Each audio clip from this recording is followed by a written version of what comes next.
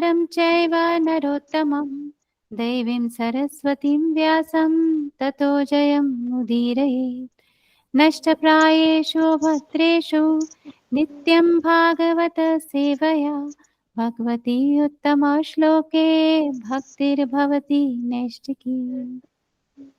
कृष्णाय वासुदेवाय देवकीनन्दनाय च नन्दगोपकुमाराय गोविन्दाय नमो नमः। शृण्वतां स्वकथा कृष्णपुण्यश्रवणकीर्तन हृदयन्तस्थो हि अभद्राणि विधुनोति सुहृत्सताम्। हरे कृष्णा।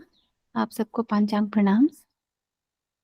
तो जैसा कि हम सब जानते हैं कि आज श्रीवास ठाकुर जो है उनका अपीयरेंस डे है, तो थोड़ी चर्चा हम श्रीवास ठाकुर के विषय में करेंगे और उसके बाद फिर हम भागवतम का श्लोका लेंगे। ओके। श्रीवास ठाकुर पंच तत्व में जब चैतन्य महाप्रभु आए तब श्रीवास ठाकुर भी उनमें एक पर्सनैलिटी है। तो हम जो पंचतत्व का महामंत्र बोलते हैं, जो अपन महामंत्र से पहले पंचतत्व मंत्र बोलते हैं, जय श्री कृष्ण चैतन्य प्रभु नित्यानंद श्री अद्वैत गदाधर श्रीवासादि गौर भक्त वृंदा। तो यहाँ पे श्रीवासादि का वर्णन आता है, श्रीवास ठाकुर का वर्णन आता है। श्रीवासादि मतलब श्रीवास और बाकी सारे गौर भक्त, गौरांगा के भक्त, तो इसीलिए बोलते हैं श्रीवास आदि। तो पंच तत्व में कौन कौन से पर्सनालिटीज हैं वो हम एक बार थोड़ा सा चर्चा करते हैं। एक तो है गौरांगा महाप्रभु जो साक्षात कृष्ण है, नित्यानंद प्रभु जो बलराम है, अद्वैत आचार्य उनको महाविष्णु या सदाशिव का अवतार बोला जाता है, और गदाधर पंडित हैं वो है राधा रानी, और श्रीवास ठाकुर हैं वो है नारद मुनि। तो पंच तत्व एक वस्तु नाही किछु भेद रस आस्वादिते तबु विविध विभेद। तो बहुत सुंदर ऐसा चैतन्य चरितामृत में वर्णन है कि जो पंच तत्व है वो एक ही वस्तु है ना। पंच तत्व एक वस्तु, नाही किछु भेद, कोई भेद नहीं है। रस आस्वादिते तबु विविध विभेद, तो जो रस आस्वादन करने के लिए ये अलग अलग विभेद हुए हैं, अलग अलग भगवान के अवतार हैं, है ना, रस का आस्वादन करने के लिए। और जब भी हमें भक्ति का प्रचार करना होता है तो भक्ति का प्रचार बहुत अच्छे से हो, उस डिवोशन को अच्छे से स्प्रेड करने के लिए भगवान ने पंच तत्व के रूप में अवतरित हुए कलयुग के जीवों का उद्धार करने के लिए। क्योंकि यहाँ पे हमें कलयुग में सब लोग बहुत पतित है, तो इसीलिए हमें पंच तत्व की बहुत आवश्यकता है ताकि प्रचार बहुत फैले। तो इसीलिए पंच तत्व ये भगवान की करुणा है। तो अभी हम देखते हैं कि नारद मुनि जो है श्रीवास ठाकुर नारद मुनि है। तो इसका जिक्र कहाँ पे आता है? ये गौर गणोदेश दीपिका के अंदर ये ग्रंथ है, उसके अंदर ये बात बताई है कि नारद मुनि जो है वही है श्रीवास ठाकुर। तो श्रीवास ठाकुर जो है इनका जन्म हुआ था एक श्रीहट्ट नामक स्थान में, जो कि बांग्लादेश में है अभी।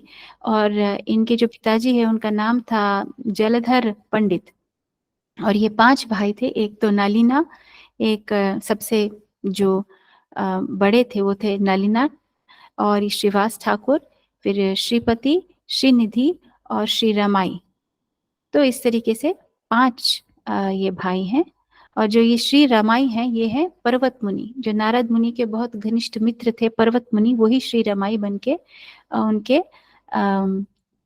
भाई के रूप में इधर अवतरित हुए थे। उसके बाद श्रीहट्ट के बाद फिर वो कुमारहट्ट नामक स्थान में गए, और उसके बाद वहां से वो शांतिपुर नवद्वीप वहां पे फिर बाद में गए। तो अद्वैत आचार्य का जो पंचतत्व में अद्वैत आचार्य हैं उनके साथ श्रीवास ठाकुर का बहुत ही घनिष्ठ संबंध था, और होना भी चाहिए, क्योंकि नारद मुनि और जो महाविष्णु है नारायण उनके आराध्य देव हैं। तो उनके बीच में जो एक भक्त और भगवान का जो संबंध है, वैसा ही संबंध श्रीवास ठाकुर और अद्वैत आचार्य के बीच में भी था। तो अद्वैत आचार्य जब चैतन्य महाप्रभु का जन्म हुआ था तो वो करीब 60 वर्ष के थे, और श्रीवास ठाकुर भी जब चैतन्य महाप्रभु का जन्म हुआ था तो वो अ, लगभग 50 वर्ष के थे। तो ऐसे विष्णु और नारायण और अम, नारद मुनि के बीच में जो संबंध है, वही संबंध अद्वैत आचार्य और नारद मुनि के बीच में भी था। तो जो करुणा है भगवान की, उसका मूर्तिमान जो स्वरूप है वो है श्रीवास ठाकुर। और श्रीवास ठाकुर शांतिपुर में जब थे तब रोज अद्वैत आचार्य से वो भागवतम श्रवण करने के लिए जाया करते थे। ओके। तो चैतन्य महाप्रभु का जब जन्म हुआ था तो उनकी जो पत्नी थी श्रीवास ठाकुर की, मालिनी देवी, तो उस वक्त क्या होता था कि घर में एक प्रसूति गृह होता था और वहीं पे बच्चे का जन्म हुआ करता था। तो जब शची माता ने जन्म दिया था गौरांगा को, चैतन्य महाप्रभु को, निमाई को, तब मालिनी देवी ने वहां पे जैसे एक नर्स का, एक दाई का रोल प्ले किया था, और उन्होंने वहां पे पूरा निमाई के जन्म में पूरा सहयोग दिया, पूरी सहायता करी थी। और तभी मालिनी देवी और उनके जो पति हैं श्रीवास ठाकुर, वो चैतन्य महाप्रभु के एक सेकंड पेरेंट्स की तरह थे, एक माता पिता के ही जैसे थे। और जैसे बड़े हुए निमाई, तो वो माता जैसे उनकी शची माता है और जगन्नाथ मिश्रा है उनके माता पिता, तो ऐसे ही वो मालिनी देवी और श्रीवास ठाकुर को भी अपने माता पिता जैसे मानते थे। और जब भी जगन्नाथ मिश्रा को कोई भी प्रॉब्लम आती थी निमाई से, तो वो पहले श्रीवास ठाकुर को अप्रोच करते थे, और श्रीवास ठाकुर फिर निमाई को समझाया करते थे कि कैसा बर्ताव करना चाहिए, क्या सही है, क्या गलत है। तो हम देखेंगे कि निमाई जब बालक थे तब बहुत ही नटखट थे, बहुत चंचल थे, और बहुत सारी कंप्लेंट्स, जैसे कृष्णा की कंप्लेंट्स आती थी यशोदा मैया को, ऐसे बहुत सारी कंप्लेंट्स जगन्नाथ मिश्रा को और शची देवी को आती रहती थी निमाई की। तो ये जब छोटे थे तो ये और इनके सारे मित्र जो थे, जब भी गंगा में स्नान करने ब्राह्मण जाते थे तो उनको वहां पे बहुत तंग किया करते थे। जब गायत्री करते थे तो नीचे से उनके पाँव खिसका देते थे या कुछ गुदगुदी कर देते थे, कभी धोती खोल देते थे, और इस तरीके से कभी मुंह में अपना पानी भर के उनके मुंह पे डाल देते थे, तो वो गायत्री नहीं कर पाते थे। और फिर वो आ करके जगन्नाथ मिश्रा को खूब शिकायत करते कि आपका बेटा देखिए हमें कितना परेशान कर रहा है। और रात में जब सब लोग सो जाया करते थे तो निमाई और उनके जो मित्र थे वो बाहर से किवाड़ बंद कर देते थे, क्योंकि उस समय पे जो बाथरूम होते थे वो घर के अंदर नहीं होते थे, बाहर होते थे। तो बाहर से किवाड़ बंद कर देते थे, और ये रात को नहीं, सवेरे ब्रह्म मुहूर्त शुरू होने से पहले ही, क्योंकि उस वक्त जाएंगे बाहर अपना नियत कर्म करने के लिए रोज सवेरे, तो वो लोग बाहर से देख खोल ऐसे खटखटाते थे, दरवाजा बाहर से बंद होता था और वो लोग अंदर से चिल्लाया करते थे। तो बहुत सब शिकायतें ऐसे जगन्नाथ मिश्रा के पास आया करती और शची माता के पास आया करती।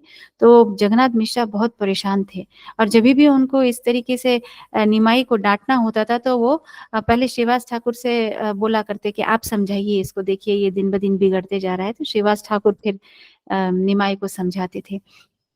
और उस वक्त जब निमाई बड़े हो रहे थे तो वो उनका स्कूल भी बहुत मिस किया करते थे। घर से बोल के जाते थे कि मैं स्कूल जा रहा हूँ, और सारा दिन गंगा में जो है वहां पे वो अपने मित्रों के साथ खेलते रहते थे, वहां के जल में वो क्रीड़ा करते थे। क्योंकि गंगा देवी की ये बहुत इच्छा थी, जब कृष्णा आए थे तो उन्होंने यमुना में सब अपना पास टाइम्स करी थी। तो गंगा देवी की बहुत इच्छा थी कि चैतन्य महाप्रभु जब अवतरित हों तो उस गंगा जो रिवर है, नदी है, उसके अंदर भी वो अपनी क्रीड़ाएं करें। तो ऐसे उनकी इच्छा पूरी करने के लिए चैतन्य महाप्रभु और जो फ्रेंड्स थे उनके, वो वहां पे खेला करते। तो ये कंप्लेंट्स भी बहुत आया करती। और जब वहाँ से देखते थे कि जगन्नाथ मिश्र आ रहे हैं, तो उनके जो मित्र थे वो सब चैतन्य महाप्रभु को बता देते थे कि अभी तुम्हारे पिताजी आ रहे हैं, तो तुरंत बाहर निकल जाते थे और स्कूल के कपड़े पहन करके उस पे इंक वगैरह डाल कर रास्ते से आ रहे होते थे। तो जैसे जगन्नाथ मिश्र बोलते थे उनके पिताजी कि कहाँ से आ रहे हो? तो बोला कि देखिए यहाँ पे ये सब इंक के धब्बे लगे हुए हैं, थोड़ी मिट्टी लगा लेते थे, कि मैं तो बहुत पढ़ करके स्कूल से ही आ रहा हूँ। तो इस तरह से चैतन्य महाप्रभु बहुत नटखट थे। और जैसे-जैसे धीरे-धीरे वो बड़े हुए, तो उनके अंदर एक बहुत, जिसे कहते हैं, बहुत बुद्धिमान थे और बहुत उनमें क्षमता थी व्याकरण को पढ़ने की, शास्त्रार्थ करने की, तर्क-वितर्क करने की और न्याय और लॉजिक ये सब देके और सबको परास्त करने की। तो श्रीवास ठाकुर देखते थे, तो उनको ये बात अच्छी नहीं लगती थी, क्योंकि श्रीवास ठाकुर ने अद्वैत आचार्य के साथ बहुत हृदय से अ, प्रार्थना करके हम कलयुग जीवों के लिए चैतन्य महाप्रभु को अवतरित करवाया यहाँ पे हम लोगों के लिए, हम बद्ध जीवों के लिए।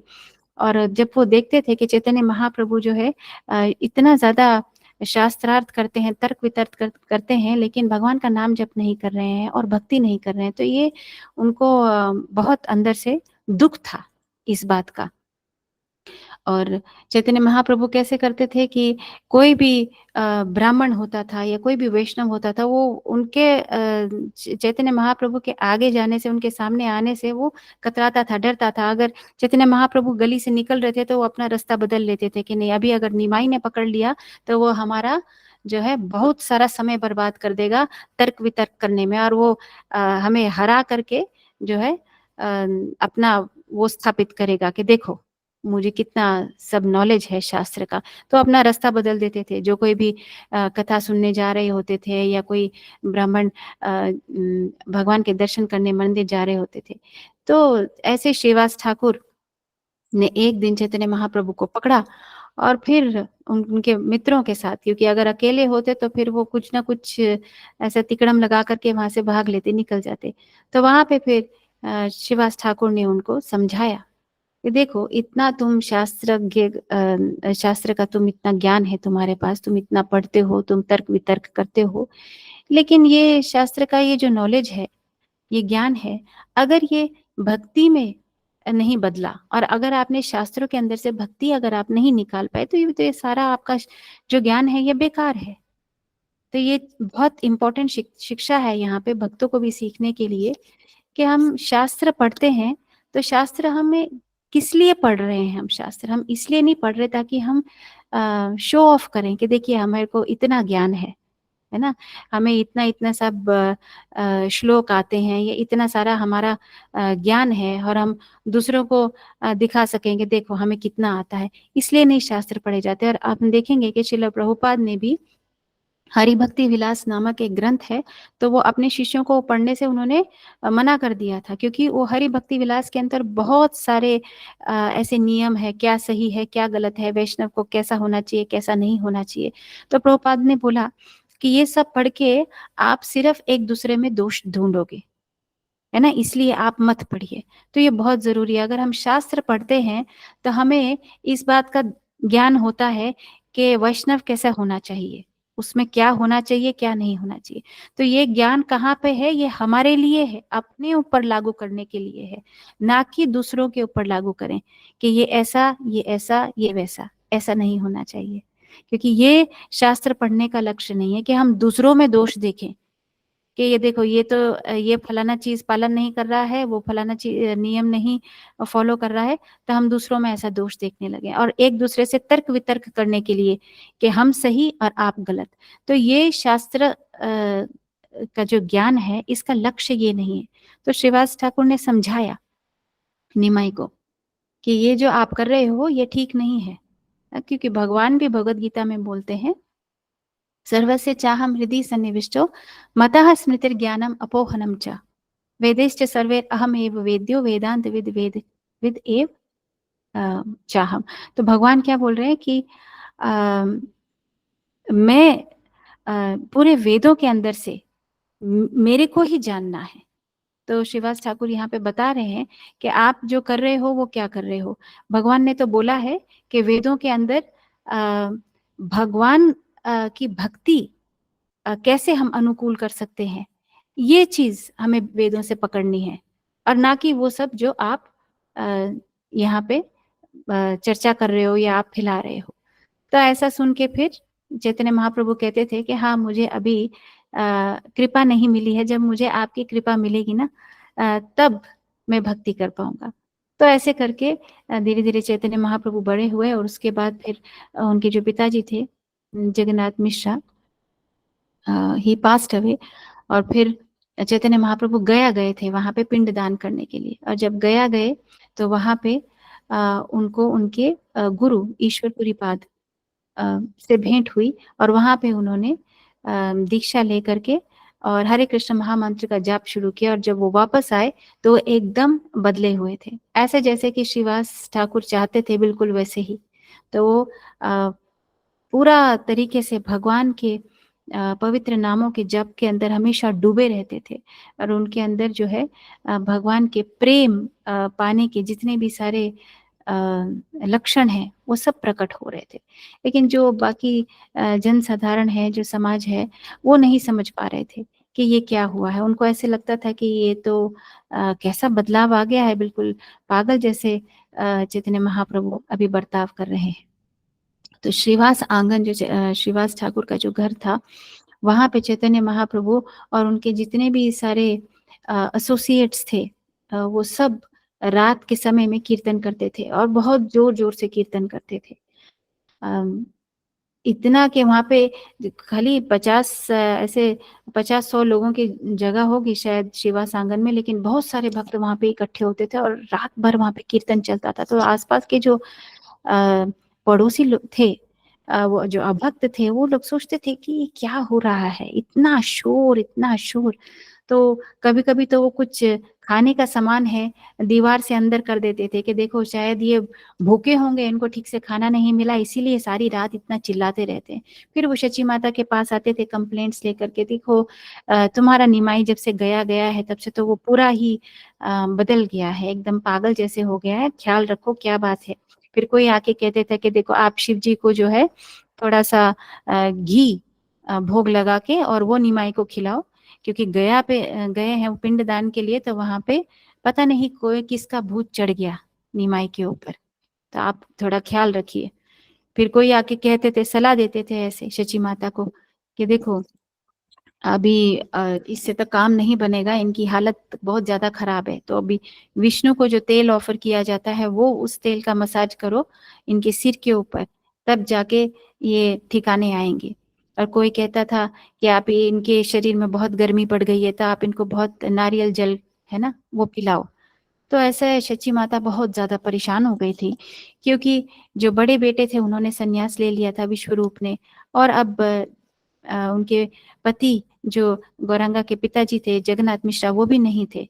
तो वो और अभी गौरांगा जो है उनकी इतनी कंप्लेंट्स आ रही थी कि उन्होंने फिर जाकर के श्रीवास ठाकुर से बात करी, और श्रीवास ठाकुर से पूछा कि मेरे को इतना सब कंप्लेंट्स आ रही हैं, आप मुझे बताइए, मैं आपकी बात पे विश्वास करूँगी।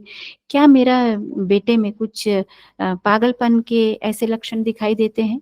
क्या कुछ प्रॉब्लम आ गई है? तब श्रीवास ठाकुर ने बोला कि नहीं, नहीं, आपको सब किसी की बात सुनने की ज़रूरत नहीं है। जो लोग कहते हैं कि निमाई ऐसे पागल हो गया है, मैं चाहता हूँ कि वो सब भी ऐसे ही इसी प्रकार से पागल हो जाएँ। क्योंकि जो प्रेम है, कृष्ण का शुद्ध प्रेम है, उसके लक्षण निमाई के अंदर अभी नज़र आ रहे हैं। तो श्रीवास ठाकुर बहुत खुश थे, और जैसे-जैसे समय बीता, वहाँ पे भगवान गौरांगा ने, सब लोग सब जगह बात फैल रही थी कि और जो गौरांगा है वो राधा कृष्ण ही है, राधा कृष्ण ना ही अन्य। तो ऐसा सब जगह बात फैल रही थी, और चैतन्य महाप्रभु ने इस चीज़ को बहुत छुपाने की कोशिश करी, पर एक दिन चैतन्य महाप्रभु ने अपनी महाप्रकाश लीला में अपना रूप दिखाया कि मैं ही भगवान हूँ। तो वो श्रीवास ठाकुर का जो घर था, श्रीवास आंगन, वहाँ पे ही उन्होंने ये अपना रूप दिखाया था, और वहाँ पे करोड़-करोड़ भक्त असेंबल हो गए थे। कोई थोड़े बहुत नहीं थे, करोड़ भक्त वहाँ पे असेंबल हो गए थे। जो श्रीवास ठाकुर का जो घर था, उसकी जो दीवारें थी, वो अपने आप ही एक्सपैंड हो रही थी। सबको वहाँ पे अकोमोडेट करने के लिए। तो महाप्रकाश लीला में जो भक्त जिस इष्ट देव से आसक्ति थी जिसकी, कोई राम के प्रति, कोई कूर्म के प्रति, कोई वराह के प्रति, कोई नरसिंह के प्रति, है ना, तो सब भक्तों को अपनी अपनी जो मनोभीष्ट था उनका पूरा हुआ, क्योंकि महाप्रभु ने हर भक्त के लिए उसी रूप में आदान प्रदान किया। जो भक्त जिस रूप में उनको देखना चाहता था, जैसा उनका इष्ट देव था। तो ये महाप्रकाश लीला भी श्रीवास आंगन में हुई थी और ये 7 प्रहर तक चली थी, 21 घंटा, जहाँ पे बहुत बहुत करोड़ करोड़ लोग इकट्ठा हुए थे। और यहाँ पे श्रीवास आंगन में ही एक लीला हुई थी जहाँ पे भगवान और उनके जितने भी एसोसिएट्स थे वो रात में कीर्तन कर रहे थे, और तभी श्रीवास ठाकुर के जो पुत्र थे, वो पुत्र वहाँ पे वो गुजर जाते हैं, है ना। तो तब श्रीवास ठाकुर को ये सूचना मिलती है और वहाँ पे जाते हैं। जब अंदर तो देखते हैं कमरे में सब जितनी भी माताएं थी वहाँ पे, वो सब रो रहे थे। और तब श्रीवास ठाकुर ने बोला कि आप जो है अपना रोना धीरे कीजिए, अगर आपने रोना है तो आप मन में ही रोइए, क्योंकि भगवान अभी संकीर्तन कर रहे हैं और ये युग धर्म है, और मैं नहीं चाहता कि ये युग धर्म में भगवान को कोई भी डिस्टरबेंस हो। तो आप देखिए, तो वो भगवत गीता का श्लोक है जो गतासून अगतासूंश्च नानु शोचंती पंडिता। तो चाहे कोई जीवित है या मृत्यु में भी, तो पंडिता कौन है, वो समभाव रखता है हर परिस्थिति के अंदर। तो तभी उनको ये जो टाइटल है, ये श्रीवास पंडित, ऐसा वो टाइटल उनको मिला। तो ये तब चैतन्य महाप्रभु का कीर्तन पूरी रात चला, और जब कुछ घंटों के बाद जब ब्रह्म मुहूर्त के समय चैतन्य महाप्रभु ने कहा कि मुझे अंदर हृदय में अच्छा नहीं लग रहा है, मुझे दुख हो रहा है, क्या बात है, क्या हुआ है।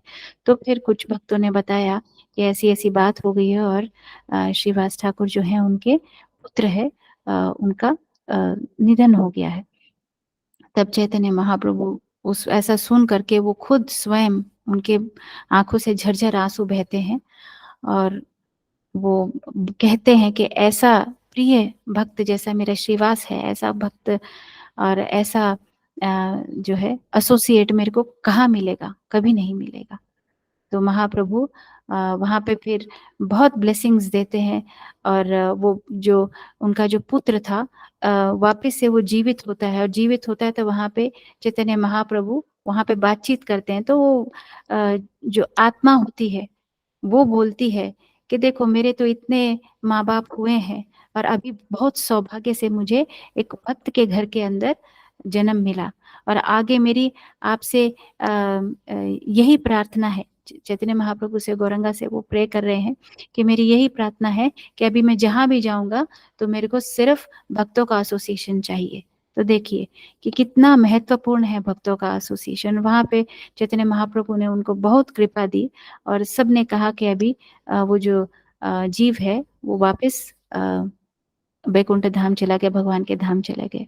तो ये सारा जो है श्रीवास आंगन में ही हुआ था, श्रीवास ठाकुर के घर पे हुआ था। फिर श्रीवास ठाकुर की एक भाई थे, जैसे वो 5 भाई थे, तो जो सबसे बड़े वाले थे नलिना जिनका नाम था, उनकी जो बेटी थी वो थी नारायणी देवी। और ये नारायणी देवी जो थी, उनका जो बर्थ था, जन्म था, वो भी श्रीवास ठाकुर के घर में ही हुआ था। और नारायणी देवी के जो पुत्र थे वो थे वृंदावन दास ठाकुर, जो व्यास देव जी के अवतार माने जाते हैं, और जिन्होंने चैतन्य भागवत नामक ग्रंथ की भी रचना करी। तो कृष्णदास कविराज गोस्वामी ने चैतन्य चरितामृत लिखी, और वृंदावन दास ठाकुर ने चैतन्य भागवत लिखी। तो ये कुछ चर्चाएं थी जो हमने श्रीवास ठाकुर के उपलक्ष्य में करी। और आज क्योंकि उनका आविर्भाव तिथि है, तो हम प्रे कर सकते हैं, प्रार्थना कर सकते हैं कि जितना उनका सागर है भक्ति का, उसका कहीं कुछ लेश मात्र भी हमारे अंदर आ जाए तो हमारा जीवन जो है सफल हो जाएगा। हम उनसे प्रे कर सकते हैं कि हमारे अंदर भी भक्ति की भावना दीजिए, और हमारी आध्यात्मिक प्रगति में हमारी मदद कीजिए। जैसे उन्होंने समभाव रखा अपने पुत्र के मृत्यु के समय भी वैसे ही हम इस भौतिक जगत में रहते हुए समभाव रह के और भगवान की भक्ति के अंदर लगे रहें। तो ये प्रार्थना आज हम श्रीवास ठाकुर से कर सकते हैं। तो अभी हम अपने वर्स पे जो अपना श्लोक है भागवतम का, वो वाला श्लोक ले लेंगे।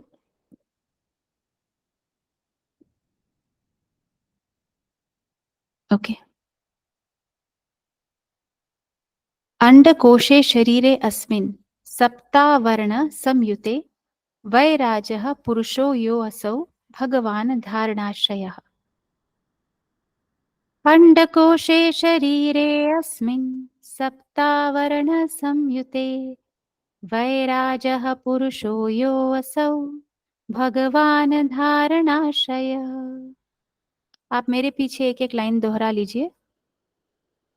अंडकोशे शरीरे अस्मिन् अंडकोशे शरीरेऽस्मिन् सप्तवर्णसंयुते सप्तावरणसंयुक्ते वैराजः पुरुषो यो असौ वैराजपुरुषो यशो भगवान् धारणाश्रयः। भगवान् धारणाश्रयः। हरे कृष्ण। कोई इसका उच्चारण करना चाहेंगे? कोई माता जी या प्रभु जी? हरे कृष्ण माता जी। दंडवत प्रणाम। अंडकोशे शरीरे यस्मिन् सत्ता हरे कृष्ण हरे राम हरे कृष्ण हरे राम हरे कृष्ण हरे हरे कृष्ण कृष्णा। किसी का म्यूट नहीं है, प्लीज म्यूट कर लीजिए। इस जपा मत कीजिए इस टाइम पे। हाँ जी, यस माता जी, आप स्टार्ट कीजिए। अंडकोशे शरीरे यस्मिन् अंडकोशे शरीरे अस्मिन् सप्तावरणसंयुते सप्तावरणसंयुते विराजः पुरुषो यशो वैराजः पुरुषो यो असौ भगवान् धारणाश्रयः। भगवान् धारणाश्रयः। ओके, हरे कृष्ण। शब्दार्थ कोई पढ़ना चाहेंगे? यस माता जी। हाँ जी प्रभु जी। 7 प्रकार के भौतिक तत्वों के द्वारा प्रचलित ब्रह्मांडीय खोल के भीतर स्थित भगवान का प्रभु विराट जी काय शब्दार्थ पढ़ दीजिए पहले एक बार, उसके बाद आप ये पढ़ लेना ट्रांसलेशन भी। अंडकोशे वो वाला शब्दार्थ। अंडकोश से ब्राह्मण रूपी खोल के भीतर शरीर में अस्मिन इस सप्त 7 आवरण खोल संयुक्त ऐसा करके विराट स्वरूप पुरुष भगवान के स्वरूप यह जो 80 वे भगवान धारणा का आश्रय वस्तु विषय। हरे कृष्णा। ट्रांसलेशन भी पढ़ लीजिए। 7 प्रकार के भौतिक तत्वों के द्वारा प्रचंड ब्रह्मांडीय खोल के भीतर स्थित भगवान का विराट काय ब्रह्मांड के स्वरूप विराट धारणा का विषय है। हरे कृष्ण। हरे कृष्णा। धन्यवाद प्रभु जी। ओके, तात्पर्य कौन पढ़ना चाहेंगे? हरे कृष्ण माता जी। हाँ यस माता जी, कौन पढ़ेंगे? रेणु माता जी? जी माता जी। हाँ जी, पंचांग प्रणाम। पंचांग प्रणाम। तात्पर्य शिला प्रभुपाद के द्वारा। शिला प्रभुपाद की जय। एक ही समय में श्री भगवान ने अनेकानेक रूप होते हैं। भगवान के अनेकानेक रूप होते हैं और वे सभी भगवान श्री कृष्ण के मूल स्रोत रूप से अभिन्न हैं। श्रीमद् भगवद गीता में यह सिद्ध किया जा चुका है कि भगवान का आदि दिव्य तथा शाश्वत रूप श्री कृष्ण है, जो परम भगवान है, और वे अपनी अचिंत्य अंतरंगी शक्ति आत्म माया से अपने आप को विविध रूपों तथा अवतारों में एक साथ विस्तारित कर सकते हैं, तो भी उनकी पूर्ण शक्ति में कोई कमी नहीं आती। वे पूर्ण है और यद्यपि उनसे असंख्य पूर्ण रूप उद्भूत होते हैं, तो भी वे पूर्ण ही रहते हैं और उनमें किसी भी प्रकार की घटत नहीं आती। यह उनकी आध्यात्मिक या अंतरंगी शक्ति है। श्रीमद् भगवत गीता के 11वें अध्याय में श्री भगवान ने उन अल्पज्ञों को आश्वस्त करने के लिए अपना विराट रूप प्रकट किया, जो यह नहीं सोच पाते कि वे किस तरह मनुष्य की भांति प्रकट हो सकते हैं, तथा उनमें वास्तव में वह शक्ति है जिसके बल पर वे बिना किसी प्रतिद्वंदी के परम पुरुष होने का दावा कर सकते हैं। भौतिकवादी लोग केवल अत्यंत अभद्र ढंग से ही विशाल ब्रह्मांडीय आकाश के विषय में सोच सकते हैं, जिनमें सूर्य के समान विशाल असंख्य ग्रह होते हैं। वे अपने ऊपर वृत्ताकार आकाश को ही देख सकते हैं और उन्हें इस ब्रह्मांड की तथा इसी के साथ साथ लाखों अन्य ब्रह्मांडों की कोई जानकारी नहीं होती, जो जल, अग्नि, वायु, आकाश, अहंकार, प्रकृति तत्व तथा प्रकृति के 7 आवरणों से ढके रहते हैं। जिस प्रकार एक बहुत बड़ा फुटबॉल जिसमें हवा भरी हो और ढका हो, कारण सागर के जल पर तैर रहा हो, जहाँ श्री भगवान महाविष्णु के रूप में शयन करते हैं। हरे सारे कृष्ण। हरे ओके, कृष्ण। धन्यवाद माता जी। कोई और पढ़ना चाहेंगे? हरे कृष्ण माता जी। पंचांग पंचांग प्रणाम। जहाँ भगवान महाविष्णु के रूप में शयन करते हैं, सारे ब्रह्मांड बीज रूप में महाविष्णु के श्वास से उद्भूत हो रहे हैं, जो भगवान के अंश हैं। जब महाविष्णु अपना लंबा श्वास भीतर खींचते हैं, तो ब्रह्मा द्वारा अधिष्ठित सारे ब्रह्मांड विनष्ट हो जाते हैं। इस प्रकार भगवान की परम इच्छा द्वारा भौतिक जगत उत्पन्न तथा विनष्ट होते रहते हैं। बेचारा मूर्ख भौतिकतावादी इतनी ही कल्पना कर सकता है कि वह कितनी मूर्खता पूर्वक एक मरणशील नग्न जीव को दावे के साथ भगवान के प्रतिद्वंदी अवतार के रूप में प्रस्तुत करता है। यह विराट रूप विशेष रूप से भगवान द्वारा अल्पज्ञों को पाठ पढ़ाने के लिए प्रकट किया गया था, जिससे कोई मनुष्य अन्य किसी मनुष्य को तभी भगवान का अवतार स्वीकार करे जब वह ऐसे विराट रूप को उसी तरह प्रदर्शित कर सके जिस तरह भगवान कृष्ण ने किया था। भौतिकतावादी व्यक्ति अपने ही निजी लाभ के लिए, जैसा सुखदेव गोस्वामी ने स्तुति की है, भगवान के विराट रूप पर अपने मन को केंद्रित कर सकता है, किंतु उसे सावधान रहना चाहिए कि वह उन वंचकों से पथभ्रष्ट न हो, जो अपने को भगवान कृष्ण से अभिन्न पुरुष होने का दावा करते हैं, किंतु वे उनकी तरह कर्म नहीं कर पाते या विराट रूप प्रदर्शित नहीं कर पाते। हरे कृष्ण। हरे कृष्ण। थैंक यू माता जी। ओम अज्ञानतिमिरन्धस्य ज्ञानञ्जनशलाकया चक्षुरुन्मिलितं येन तस्मै श्रीगुरुवे नमः। श्रीचैतन्यमनोभीष्टं स्थापितं येन भूतले स्वयं रूपः कदा मह्यं ददाति स्वपदान्तिकं।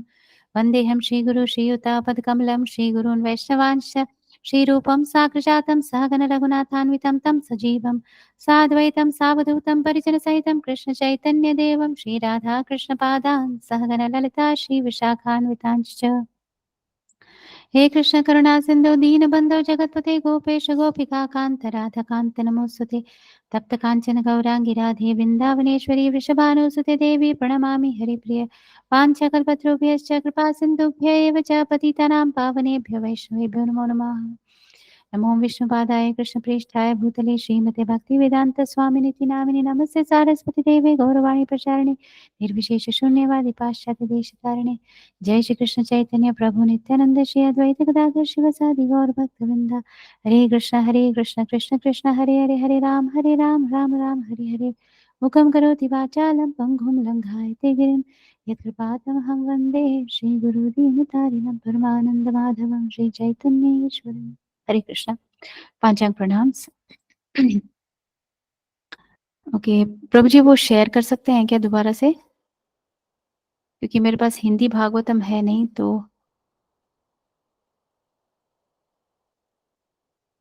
ओके, इसके अंदर भगवान कैसे बता रहे हैं कि ये जो विराट रूप है इसके बारे में चर्चा है यहाँ पे।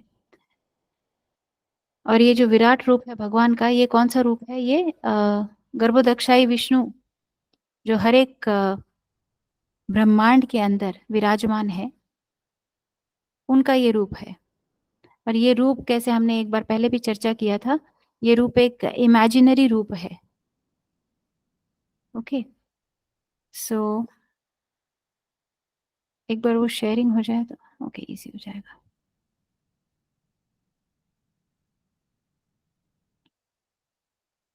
ओके, थैंक यू प्रभु जी। हरे कृष्णा। तो यहाँ पे बता रहे हैं कि भगवान के अनेक रूप हैं, है ना।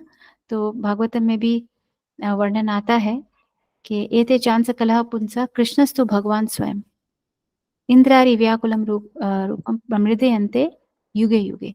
तो भगवान जो है उनके अनेक अनेक रूप हैं, अनंत हैं उनके अवतार, तो उनकी गणना नहीं हो सकती, इतने भगवान के अवतार हैं। और भगवान के अवतार कैसे हैं कि भगवान के अंदर से कितने भी अवतार निकल रहे हैं लेकिन फिर भी भगवान पूर्ण है। वो अवतार जो निकल रहे हैं वो भी पूर्ण है और भगवान भी पूर्ण है ना।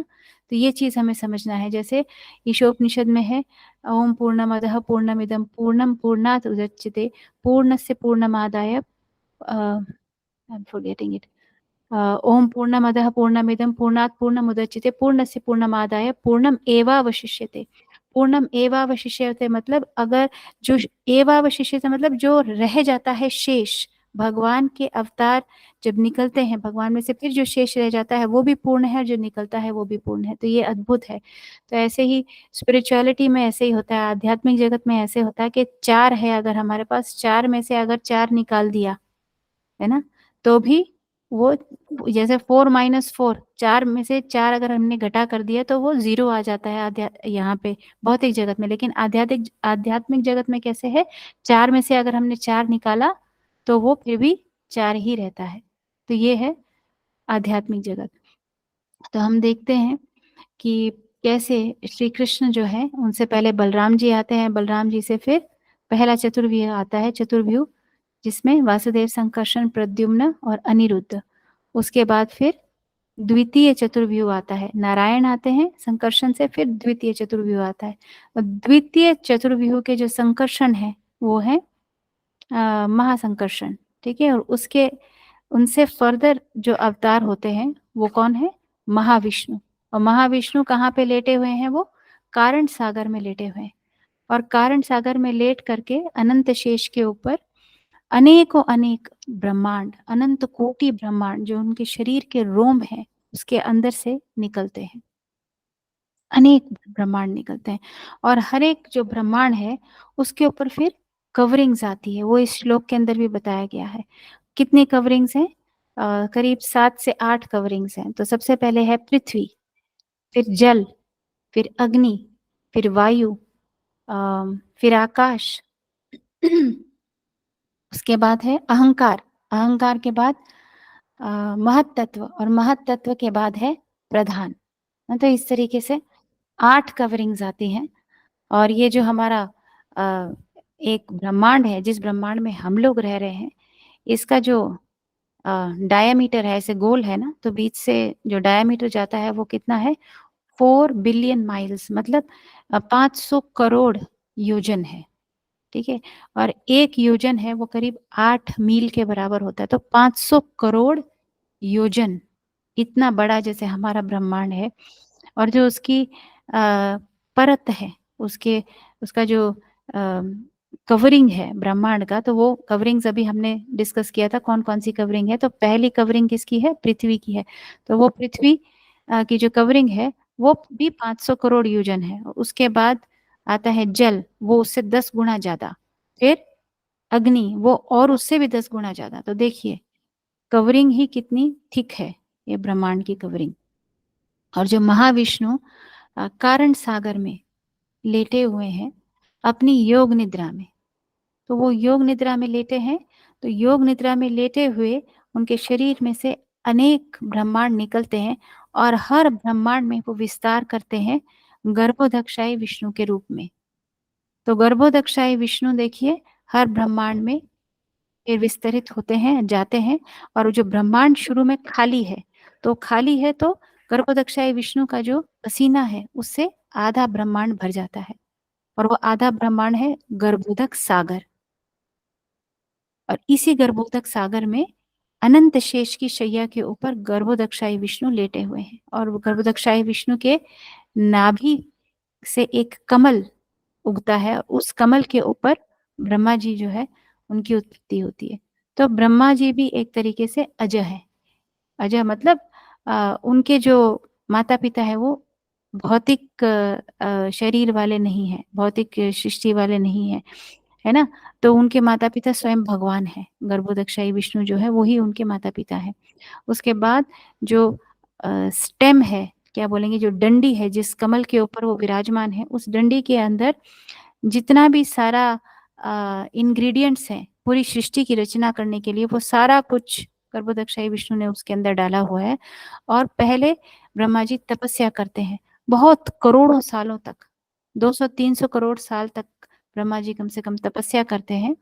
और तपस्या करने के बाद उनको हृदय के अंदर सारे वेदों का ज्ञान प्रकाशित होता है और किस तरह से सृष्टि करनी है वो सब उनको उनके हृदय के अंदर प्रकाशित होता है। और फिर जितने भी इंग्रेडिएंट्स हैं, जो भी सामग्री उनको चाहिए, जो उसके अंदर डली हुई है, वो कमल की डंडी के अंदर से वो सारा कुछ निकाल करके वहां से पूरी सृष्टि की रचना करते हैं। और पूरी सृष्टि की रचना करते हैं क्या, 14 प्लैनेटरी सिस्टम्स बनाते हैं, है ना?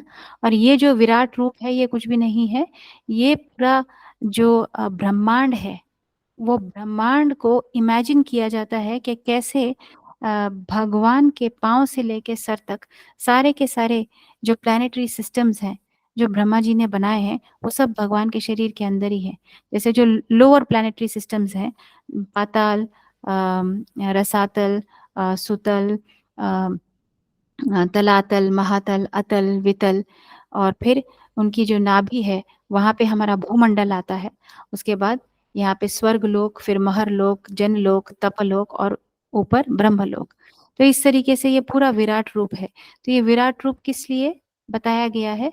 परीक्षित महाराज यहाँ पे सवाल पूछते हैं, अभी 2 श्लोक पीछे ही वो पूछते हैं, जब सुखदेव गोस्वामी बता रहे हैं कि अष्टांग योगी हैं, उनको क्या-क्या करना चाहिए। अपना घर-बार छोड़ कर के वो जंगल में जाते हैं, यम, नियम, आसन, प्रत्याहार, प्राणायाम ये सब करते हैं। तो परीक्षित महाराज सवाल पूछते हैं कि वो ध्यान लगा रहे हैं वहाँ जाकर, लेकिन ध्यान किस पे लगाना है? तो ये सवाल पूछते हैं परीक्षित महाराज। तो उसके उत्तर में सुखदेव गोस्वामी बता रहे हैं कि ध्यान किस पे लगाना है? ध्यान लगाना है विराट पुरुष के ऊपर। विराट पुरुष पे ध्यान लगाना है। अब विराट पुरुष पे ध्यान क्यों लगाया जाता है? क्योंकि जितनी भी भौतिक इच्छाएँ हैं वो एकदम से नहीं जा सकती हैं।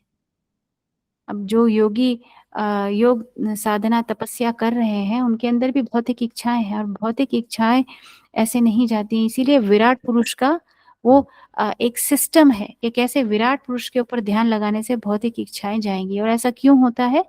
क्योंकि देखिए, अभी पूरी सृष्टि में हम कोई भी चीज़ की अगर चाह करते हैं या इच्छा करते हैं, तो हम समझते हैं कि वो जो भी चीज़ हम चाहते हैं, वो विराट पुरुष जो है, उनके शरीर का ही कोई अंग है। इसीलिए फिर ये जो हमारी भोग वृत्ति है, ये शांत होती है। फिर हमें लगता है कि हम भगवान का भोग करेंगे क्या? क्योंकि देखिए, कोई भी अ, व्यक्ति है, जब वो मंदिर जाएगा तो उसका व्यवहार थोड़ा अलग रहता है और बाहर वो थोड़ा अलग होता है। क्योंकि मंदिर जाएँगे तो जूते बाहर निकालेंगे, अंदर जाएँगे भगवान को प्रणाम करेंगे और कुछ भी ऐसा उल्टा-सीधा नहीं उटपटांग करेंगे। वहाँ पे थोड़ा एटिकेट्स हैं, मैनर्स हैं। क्यों? उसको ये स्मरण रहता है कि नहीं, ये भगवान का मंदिर है, और बाहर चाहे वो जैसे भी करे। तो यहाँ पे इसीलिए योगी और तपस्वी जो है भगवान के विराट रूप के ऊपर ध्यान लगाते हैं, क्योंकि जो भी उनकी भौतिक इच्छाएँ हैं, ऐसे उनकी भौतिक इच्छाएँ खत्म हो सकती हैं। क्योंकि वो भोग किसका करेंगे? इस सृष्टि का भोग करेंगे। ये सृष्टि का भोग कैसे करेंगे? तो सब भगवान का कोई ना कोई अंग है, तो ये ज़रूरी है। तो और यहाँ पे प्रभुपाद जी ये भी बता रहे हैं कि ये विराट रूप का जो दर्शन है, ये भगवान ने कुरुक्षेत्र की युद्ध भूमि में अर्जुन को भी करवाया था वहाँ पे। तो ये क्यों करवाया था विराट रूप का दर्शन? कोई बताना चाहेंगे कि क्या कारण था जिसकी वजह से विराट रूप का दर्शन भगवान ने दिया था अर्जुन को?